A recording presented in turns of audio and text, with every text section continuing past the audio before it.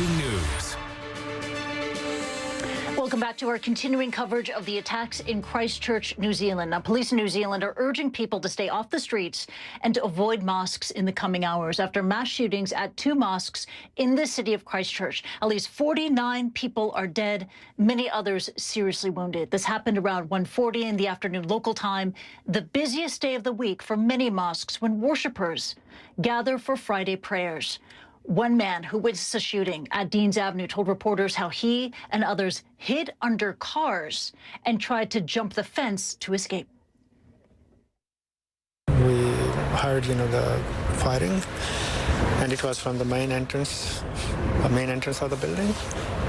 And then everybody just ran toward the back doors just to save themselves. We saw many injured, bullets in arms and bombs and, everywhere. One woman was right there. She was just lying on the road. And I don't know how many people died. CNN's Matt Rivers is tracking developments. He joins us again. And Matt, in the last 30 minutes, you heard it live here in CNN, updates from the New Zealand Police Commissioner about the suspects and the death toll. Yeah, absolutely. We're getting, this information coming in slowly but surely, Christy. We heard from the Prime Minister herself a bit before. We heard from the police commissioner, and the facts keep getting worse. Frankly, 49 people now confirmed dead, 41 of whom, according to the police commissioner, were killed at a mosque on Deans Avenue in Christchurch. 7 more killed at the mosque on Linwood Avenue, and of the 40 people that were being treated at a hospital in Christchurch, one of them has died so far. Given, though, the amount of people in that hospital, we could very well see this death toll continue to rise. We just don't know, but it is already a horrific number. 49 people have been killed so far. As for the people who have committed these crimes, according to the police commissioner, one man, a white male in his late 20s, as he was described to the media, has been charged with murder. He will appear likely in court tomorrow morning in New Zealand. 3 others throughout the day today have been apprehended as a part of this investigation, according to the police commissioner. One of those people, although all 3 were carrying firearms or some sort of weapon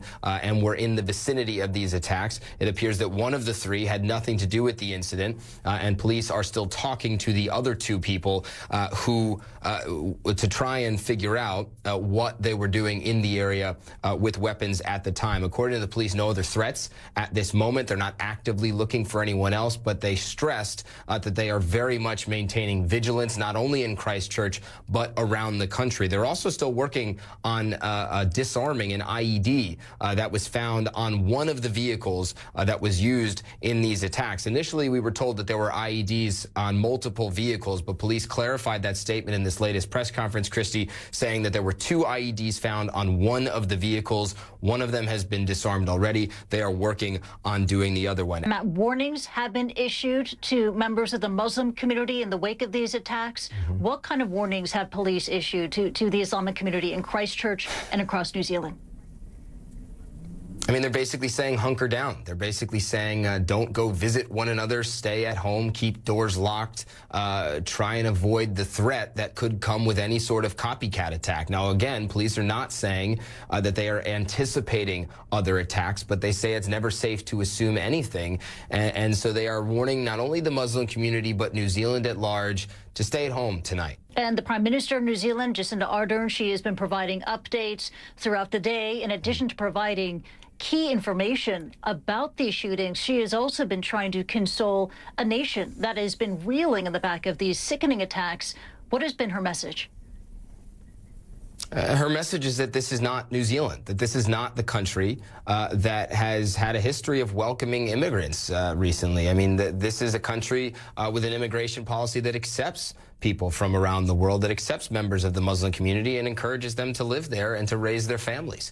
This is, the words that she said is that that the attacker or attackers, depending on how this shakes out, may have chosen New Zealand, but that New Zealand utterly rejects these attacks. That's where her words in a press conference, you could see the emotion in her face. You could see her struggling with this, as everyone in New Zealand likely is at this point. But her message is that this is not who we are, and that people should be compassionate to one another tonight, that people should bond together, and that they should not let New Zealand's image, not let the character of the people of New Zealand be tarnished by these attacks, that this is not who New Zealand is.